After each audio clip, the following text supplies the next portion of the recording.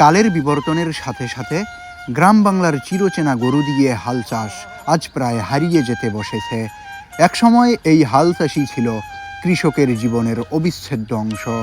মাঠে মাঠে গরুর জোড়া, লাঙ্গলের আঁচড়ে মাটি উল্টে দেওয়ার দৃশ্য ছিল খুবই পরিচিত ও প্রাণবন্ত।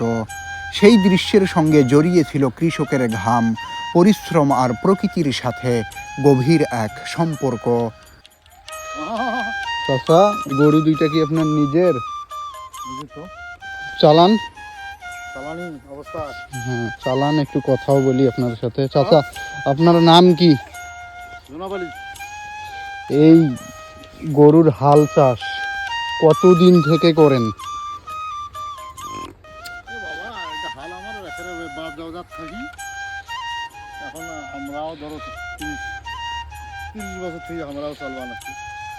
আপনার বাপ দাদারাও এইটা করছিল? এই যে এখন কিন্তু এই হালের চাষ তেমন নাই, দেখাই যায় না। নাই। আমি যে একটা গ্রাম মিলি এখন, হ্যাঁ, দুইটি গ্রাম মিলি দুখান এখন। এই আমি যে কোন দিন এই গরু দিয়ে হাল চাষ দেখছি মনে নেই আমার। লাগে এই যে এখন চারিপাশে ধরো জিরাত, হ্যাঁ, বড় গাড়িতে ঢুকের নেই, এই কারণে এটা দিয়ে এটা রাখছি।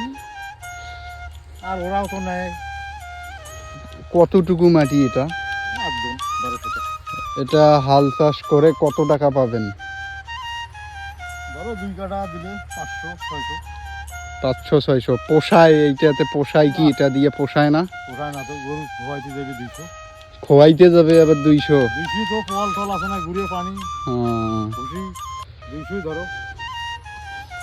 বুঝছি। পোষায় না, পোষায় না। চালান।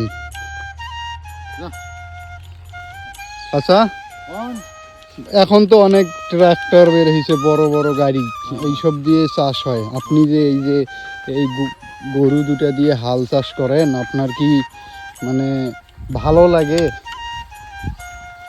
এখন বেশি একটা ভালো লাগে না। মানে ইচ্ছা করে নাকি আপনার বড় ট্রাক্টরে চাষ করার ইচ্ছা করে নাকি?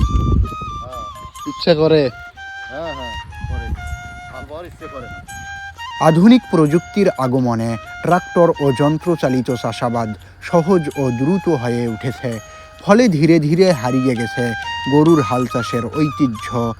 আজকের প্রজন্মের অনেকেই আর চোখে দেখেনি সেই চেনা দৃশ্য। শুধু গল্প আর ছবিতেই সীমাবদ্ধ হয়ে আছে গ্রাম বাংলার এই ঐতিহ্যবাহী চাষ পদ্ধতি।